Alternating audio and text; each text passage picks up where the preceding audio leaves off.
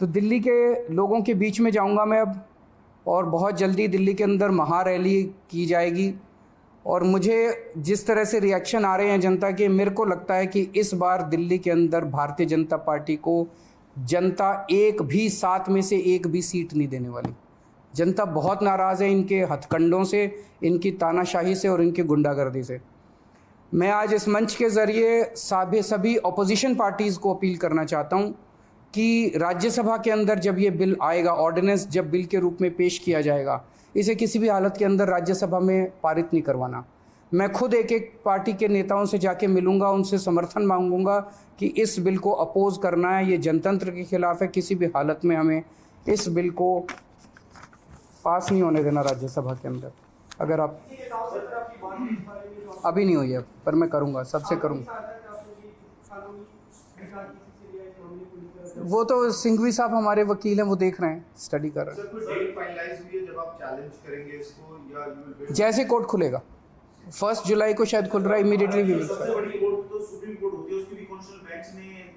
5 जजेस ने जजमेंट दे दिया, उसको पलट दिया इन्होंने। बताओ संसद कानून मांगेगा, फिर कहाँ सुप्रीम कोर्ट ही आदेश दे रहा है, कानून नहीं तो सुप्रीम कोर्ट जाएंगे ना। देखिए मैं देख रहा था आप सब लोगों ने सिंघवी साहब का इंटरव्यू किया है। Basic structure of the constitution जो है, कोई भी कानून लाके बेसिक स्ट्रक्चर, कल को अगर कोई ब्रूट मेजॉरिटी आ गई और उसने कह दिया हाँ जनतंत्र खत्म कर दिया उन्होंने संविधान से कि जनतंत्र अब नहीं होगा, वो नहीं कर सकते। ऐसा कानून नहीं आ सकता जो जनतंत्र खत्म कर दे। ऐसा कानून नहीं आ सकता जो फेडरल स्ट्रक्चर है हमारा, सेंटर अलग है, स्टेट्स अलग है, वो खत्म करे। ये सीधे सीधे फेडरल स्ट्रक्चर के ऊपर हमला है। तो इस तरह का कोई कानून भी नहीं आ सकता जो कि फेडरल स्ट्रक्चर के ऊपर हमला हो। तो कई सारे बेसिक कॉन्स्टिट्यूशनल प्रिंसिपल्स हैं, basic structure of the constitution है जिसके ऊपर हमला किया गया इस ऑर्डिनेंस के द्वारा। तो ऐसा मानना है कई सारे कानून के जानकारों का कि ये ऑर्डिनेंस जो है, या ये अगर कानून की शेप भी लेता है तो ये कोर्ट के अंदर टिकेगा। ये जो ऑर्डिनेंस पास हुआ, do you think this is no more Delhi versus centre, rather the court versus the ये पूरी की पूरी लड़ाई अब एक तरह से सुप्रीम कोर्ट वर्सेस सेंटर है। ये केवल दिल्ली सरकार एक छोटी सी चीज हो गई है, उन्होंने तो सीधे सीधे कह दिया। इस तरह से तो ये बहुत खतरनाक चीज है। सुप्रीम कोर्ट कोई भी आदेश पारित करेगा, अगर केंद्र सरकार के खिलाफ पारित करेगा, केंद्र सरकार कानून लाके उसको पलट देगी, उनकी मेजॉरिटी है ना। फिर देश की जनता कहां रह गई?